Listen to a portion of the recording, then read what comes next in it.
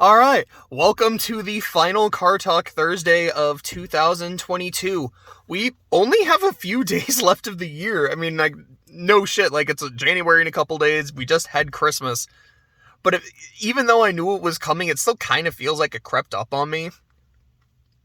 Overall, I don't want to do like a full year in review thing right now. I'll probably do that sometime in January, where I just kind of talk about, like, yeah, here's some of my, some of the best shows I watched, some of the best movies I watched. Unfortunately, not books I read, because I didn't do a lot of reading. I just kind of read The Count of Monte Cristo and some manga.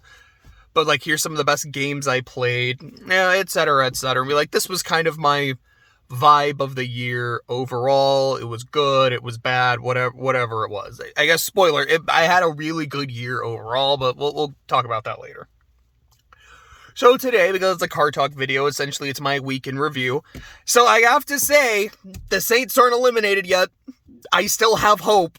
I hate that I still have hope. I wish I could have, like, weeks ago just said, cool, we're done, we're eliminated, let me move on, let me enjoy these next few weeks in peace. But I just can't fucking do it, because they refuse to completely be out of it yet. And I should be happy. Like, it's a Christmas miracle that we're still somehow in it, despite how terrible we are. But, yeah, here we are, I guess. But, man, because now I'm remembering the bullshit that happened this weekend. It's like, we beat Cleveland. Yes, somehow the Saints won 2 games in a row. You would think they'd be able to do that, but this is the first time all season. But then Dallas beat the Eagles. That's bad, because we play Philly next week, and if Philly had won that game, it's like, cool, they won the division, locked down the number 1 seed. It's still a couple weeks before the playoffs, so they probably don't want to rest everybody the whole game. Excuse me. And regardless, there is still something to play for, since they have New Orleans' pick. They beat the Saints pick gets a little better. But even then, I mean, it's like, okay, like, they'll probably still try to win, but maybe they won't go as hard because they kind of want to rest some guys. Well, now that Dallas won, which granted, Dallas could lose tonight on Thursday Night Football, which if they do, then Philly clinches the division but does not win them the 1 seed. They have to win a game for that to happen. So they're probably going to give the Saints everything they can handle. And do the Saints have a chance to win? Yes, any given Sunday. Can I honestly, in good faith, pick them against the Eagles? Even with Gardner Minshew playing, like, Minshew was balling. Like, his 2 interceptions, I think, were because the dude did not hold on to the ball and a defender ripped them away. Minshew's kind of a boss. I mean, he's not, like, an all-time great or anything, don't get me wrong. But, like, Minshew is very solid. I, in good faith, would not pick the Saints over the Eagles right now. And we have to win both games to still have a shot. So this might be the week where I can finally say, hope is gone. Hope is lost. It's about fucking damn time. So we had to deal with that. There's also the fact that the Cardinals had a good chance to beat the Bucks, which would have given the Saints even more hope. But Tom Brady worked his voodoo magic on the sideline and forced the Cardinals to make unforced errors. Because I don't want to say that's the story of his career, because a lot of Tom Brady's greatness is the dude is actually really good at football. A lot of it is also, he is the luckiest motherfucker to ever put on pads. Those are not mutually exclusive statements. You can look at a lot of his career. Like, he's won, I think, 2 Super Bowls putting up 13 offensive points. No one else has been able to say that. Like, that's crazy. The man has also played in Super Bowls where he has balled his ass off. Like, that's a really fucking weird sentence. What? He is balled out. He has played his ass off. There we go. Those are a lot better. So it's like, there is genuine greatness throughout his entire career. There has also been genuine bullshit his entire career. And this season has been a lot more of the genuine bullshit. The fact that he's playing so bad and his team is so terrible, but they're still somehow in first place because this is the year the entire division decided to suck. Because of course. But, hey, we still have hope. Probably won't be for long. I guess I'll enjoy it while it lasts, but it just feels more cruel to have hope when I really shouldn't, but it is what it is. New chapter of Chainsaw Man came out. I think I mentioned in the last video, I was like, yeah, like we might be dealing with like the 4 horsemen. One of them has already been dealt with. Excuse me. And the next 2 have been introduced. Death sounds like he's very much a final boss kind of character, and he got name dropped, which doesn't sound all that crazy saying it out loud and out of context. Like, yeah, they mentioned death. Like, every fucking series mentions death at some point. People die when they are killed. But they actually mentioned, like, oh yeah, like, do you think, like, Chainsaw Man could eat death? I was like, oh, okay, like, we're really talking about this now. Is Death gonna be the antagonist of this whole arc? Like, are we just doing all the horsemen? Is he gonna be the final boss, period? Is he just gonna be the final boss of part 2? Is part 2 the end of the manga? I don't know, and I like that my gears are starting to turn, like, alright, where are we going with this? But overall, it's an enjoyable chapter. I'm really liking Denji's growth. Because I feel like, yes, the Denji of chapter 1 is a very different person than, I guess it's better to say the Denji I have now is a much different character than he was at the start of the manga. Just the fact that, like, he's looking after Austin is like, hey, you need something to cheer you up, and like genuinely making an effort. It really doesn't feel like, hey, I'm trying to get something out of this, or it's like, hey, I want to touch her boobs. He's just being a nice person. And I feel like the crap that happens at the end of part 1 really made an impact on him, and I'm glad it did. I'm glad that there's, I don't want to say consequences, but there's definitely a ripple effect to a lot of the plot shit that goes down. And I know the anime finally got to, as my friend referred to it, as the soccer tournament. And it's great, and it's beautiful, and I love it. I freaking love this series. So I guess it's a transition to something that I don't love so much. Final Fantasy IX. As I was telling Clay the other night, when the game is just like, here are the characters interacting with the world and just having a good time, it is incredibly charming. When it focuses on the story, and alright, here's the stuff that is going on, here's the characters contemplating their next move, what is their place in the world, it's really interesting. The village so far has been easily my favorite part of the game. I guess for context, I'm very, very early in, disc 3. I'm literally doing the card game tournament. The village has been my favorite part of the game, but there have been like some really good cutscenes and other ideas and such as well. When the game is being a video game and makes me play it for long periods, often without save points, I get very bothered very quickly. I like being able to play a game at my own pace with my own time.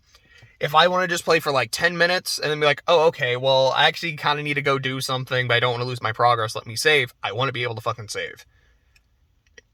What happened this morning was, I was like, all right, I've got, 40 minutes, 30 minutes, it was something like that before work. I'm going to boot it up, try to make a little bit of progress, see what's going on. So I have to do this card game tournament, and the card game's fine. It's not awful. It's not super fun. And I lost the first few matches. I was like, I don't get it. I don't know what I'm doing. And then I read the rules. Like, I had an idea of how it was played, but it wasn't clicking. And then someone might be here. I'm not sure. Anyways, I actually kind of read the rules, like looked over the cards I had. I was like, oh, okay. This is how the game is played. Got it. One a round, one another round. And then the game kind of goes, hey, this next round is going to be like, you only get one shot at it. It's kind of tough. Maybe you should save your game. Like, I'm already on it. I saved after the first round. Of course I'm going to save after the second round. So I play the third round, and I win. I win on my first try. I'm like, that was surprisingly easy. But okay, I did it. I got a new item, assuming it's a good item. Cool. Now, I've got like 15 minutes before I start. You know what? I just want to save, I beat this thing, and then, the game will continue next time I boot it up, probably sometime after work, maybe tonight, maybe tomorrow. But no, because I am on the game's time and not my own, and I'm playing the actual PS1 version. I'm playing it technically on a PS3, but they're all backwards compatible. I think they're all backwards compatible with the PS1. So I can't just save state and say, cool, let me move on with my life. I have to actually save. So the game's like, hey, there's really important plot shit happening in a different part of the world, and you're not going to be able to save. Have fun doing that part. Hey, this one, like, these characters, you haven't played as them in a long time. Not because you haven't wanted to, but because they've been genuinely unavailable. So they're maybe a little underleveled for this. Hey, there's a lot of fights in rapid succession, and sometimes you don't get a chance to heal in between them.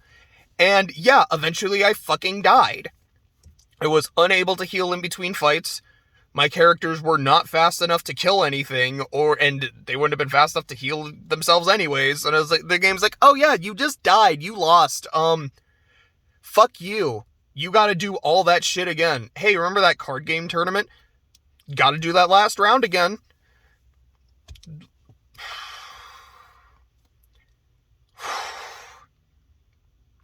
It makes me so angry. It's just bullshit. Let me fucking save when I want to save. Don't do that kind of bullshit. It annoys me. Like I said, I want to play the game on my own time. I don't want to play on the game's time. That is a massive turnoff for me. Save points as a concept, I fucking despise them. Let me just hit fucking start and say save. Pokemon has always done that. This is what I expect. Trails in the Sky, you just hit start. You can save. You can save in the overworld. You can save in a town. You can save in a dungeon. It's like, why? Why is this a mechanic? Why do games think this is okay? Like, oh, you died in this. Restart everything from the last place you saved. I don't want to. This is the kind of shit that makes me not want to play a game. And I'm going to be honest. Like, I know it sounds like a minor thing. It just annoys me. And the fact that the game is so slow. I don't mean that in terms of, like, its plot or anything. Like, that's slow, but I like that. I like that the narrative is a slow burn. I have time to get to know these people before shit hits the fan. There is time to set up a story, to set up character arcs, to let things develop. I love that shit. What I don't like is how the game feels slow because every few steps there's a random encounter. Because some individual screens feel like they go on for just long enough that you can get another encounter or two in there. That the game feels slow because it's a fucking ATB and I have to wait for the damn thing to actually fill before I can take my next turn. It's not fun. It's not unfun. Like, it's not like I'm playing and I'm like, this is so awful. This game is so, like, the actual gameplay is so bad. Like, that's it. It's not that it is this absence of fun. But I'm also not like, yeah, this gameplay is really good or really addictive. Like, I love turn-based combat. Pokemon, Trails, Persona, some of my favorite series of all time. I don't mind. I know a lot of people are like, yeah, it's just scrolling through menus. That's not fun. To me, it is, because I love strategy. I love turn-based combat. I'm like, all right, this is the shit that's going on. How do I best want to respond? I mean, if I do this, this is the shit that can happen. If I do this, it's the shit that can happen, blah, blah, blah, blah. I like having the time to think.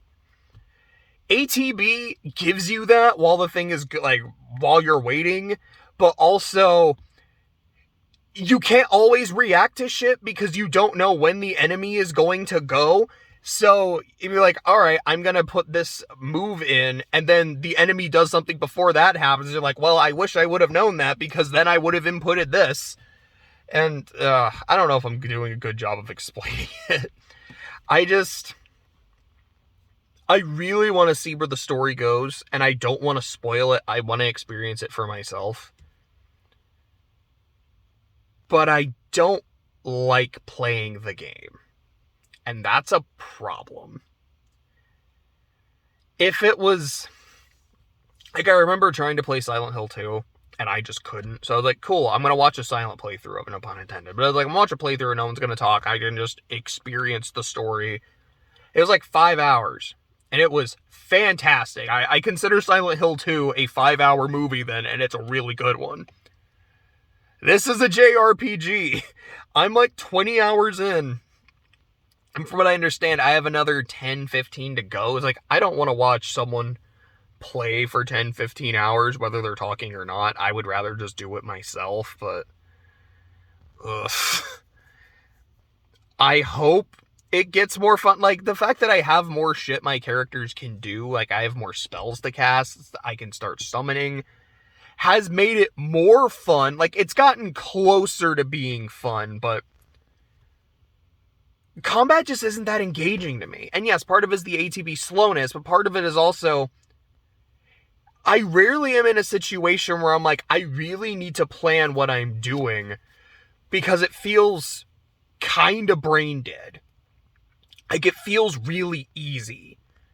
And then every now and then it's like, oh, okay, well, you just kind of got ambushed by shit and you got fucked. Or, cool, you're playing with really under-leveled characters now, and you had a couple fights in a row and you were unable to heal in between these fights. Because there was a point where it's like, I was able to heal, I took advantage of it, and we were fine. Then it was like 2 or 3 in a row. I'm like, oh, I guess I'm not fine anymore, and now I'm fucked because the game said, no, you don't get a chance to save, you don't get a chance to heal up, fuck you. So you know what? Fuck you right back, game. I'm still going to play it because I want to, but that's one. I don't know if there have been any other times where I'm like, I have to give the game a strike for just bullshit, but it gets a strike. And if it gets enough, I don't know if I'll necessarily say, like, yeah, if it gets 3, it's done. I might give it more leeway. Like, we'll see. I might give it less leeway, depending on how mad I get at something else. But that is a strike. I am that much closer to dropping it. And I doubt I'm going to. If this literally same thing happens again, and I was like, oh, yeah, like, these characters just aren't very strong right now. You're just getting fucked. You can't grind with them, like, you just gotta do this. Moving on. I've spent enough time venting about Final Fantasy IX. So last night we watched Shrek 2, which I need to make a separate thing about it. It's gonna be like Shrek 1, there's not much to say. Shrek 2 is just fucking great. We've probably all seen it, we all know it's great. And I was barely watching the movie, mostly because I've seen it like 10 times. I know this movie very, very well. I was just shiny hunting. It was like, I want to catch some shinies, and there was a point pretty early on, I think when they're in... I love the fact that the carriage is an onion. When they're in the onion, like, going to far, far away, I'm just, like, quoting the movie as I'm looking at the screen, and Clay's just kind of looks over to me. He's like, that's why you're shiny hunting. You don't need to see this movie. You know it so well. And I got 2. I got a second shiny Dunsparce, and I got a shiny Iron Treads. I'm really trying to get Iron Bundle and an Iron Valiant. I'm not doing the Sparking Power. Don't get me wrong, I'm not like, oh, if you do that, you know, you're cheating or whatever the fuck. No, it's an option. Like, absolutely do it and take advantage of that shit. I have just yet to do so. I feel like my brain is like, if I do it for Bundle, it's going to make water types more common to be shinies, but he's like the only water type in the area. There might be another one I can't think of off the top of my head. I'm like, I almost feel like I'd be wasting it if I'm using it on this one specific type when that's the only type in the area. Whereas, like, for example, if I were to do Sparking Power Water in, like, the ocean, I could find a lot more water types available, and, like, to me, like, that just sounds like a better use of it. But at the same time, do I really want a lot of those other water types? I mean, I might take it like a shiny Fenizen. Like, that, I really like that. but like not really, but that's just kind of how my brain is. Essentially, whenever I'm playing an RPG, I'm always like, how do I maximize the efficiency of my items? I am the guy that will be like, oh, elixirs, somas, zerums, all that kind of shit. I'm going to just save them to the final boss. I'm going to save them for when I absolutely need them. I'm that dude. So I don't know when I'm going to use these sparking powers. I'm really excited about the Cinderace raid, though. I just hope it doesn't have Gunk Shot so it doesn't explode my Azumarill. So it's going to have Gunk Shot. A lot of Azumarils are going to explode. But I'm going to do what I can. That's just a couple other things. So I was telling Clay the other day, because he made ham for Christmas, and shout out that ham, it is really good, and there's still a lot of it left. And I was telling Clay, I think he asked me, like, hey, have you eaten dinner yet? I was like, yeah, I was playing Bacon Simulator, because that's kind of how it feels. I'm just, like, cutting pieces off the ham. I'm just having access to bacon constantly. This is great. This is really good. I love Bacon Simulator. The main thing I wanted to say at this point is the Northern War anime happens next week. This is the Cold Steel anime. It is an adaptation of an event that was not directly in the games. It is something that happened in between Cold Steel 2 and Cold Steel 3. It is mentioned a lot in Cold Steel 3. I don't remember how often they bring it up in Cold Steel 4. But Northumbria is this, like, frozen wasteland. It is an absolute shithole. Anytime a character just has to say as part of their backstory, I'm from Northumbria, and you completely understand why they do any terrible things they do. Whether you sympathize with them or not. You're like, oh, you're someone who's very antisocial and doesn't like to get close to people. You're from Northumbria. Say less. One of the dudes from Malta, from Kuro, like, why is he a massive piece of shit? He's like, well, I'm from Northumbria. Say less. Totally get it. Sarah talks, well, I mean, I think that's kind of what I started to learn, but, well, because, yeah, Cold Steel 2 was, like, one of my first games. I learned what Northumbria is. But, I'm really excited for it. So we have confirmation of a lot of the people that are going to be in it. And, like, yeah, Reen and Big V, for sure. Sarah, Lecter, Aurelia, Bardius, Millium, Altina. Haven't seen Fee yet. I don't remember if she was specifically stated to be in that operation during the anime, but she's kind of Sarah's protege at that point in the series, so it makes sense that if Sarah's there, Fee would be there too. We actually saw Crossbell. I was not expecting to see it. I don't know what role it's going to have. So, like, we've seen Osborne and Rufus. I think Claire is the only Ironblood that hasn't shown up in any promotional material, but if all the other Ironbloods are in there, she'll probably at least make a cameo. But yeah, if we're doing shit in Crossbell, like, maybe we'll see the SSS. Maybe they'll actually show the start of Operation Birdcage. That'd be interesting. We might, I think I just had another character. We also saw Campanella. That excites me, because his old S-Craft in Zero was the Imitation Salt Pail, which is like, hey, that's why Northumbria is such a fucking wasteland, is because there was a giant salt pail that came out of nowhere and literally salted the earth. Campanella just did that. Is he the one that did it to Northumbria? Because that's never been confirmed. It also makes a lot of sense. Like, it just sounds like something he would do, because he is a troll. So the fact that he would just kind of be like, you know what? This sounds funny to me. I could totally see that happening. So, like, if he's showing up, are we about to get hard confirmation on that? I'm really excited. There's the fact that it is specific, from what I understand, our protagonists are not Reen and Co. It is a group of Northumbrian soldiers who don't show up in Cold Steel 3 or beyond. I don't know what's going to happen to these people. Yeah, it is very possible that, yes, these are soldiers who do shit, and then some, if not all of them, end up surviving. We also could get into a Rogue One situation. And there is one scene I'm really looking forward to. If you've played Cold Steel 3, you probably know what I'm talking about. I won't say anything because I don't want to give away a potential spoiler for Northern War.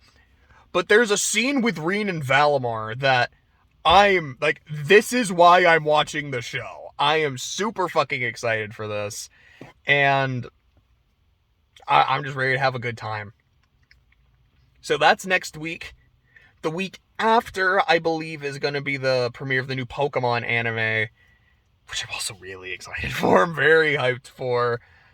Oh, I'm probably going to cry like every episode, though.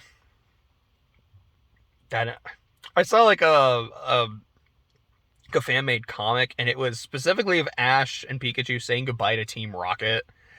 And it didn't even hit me. I was like, yeah, he is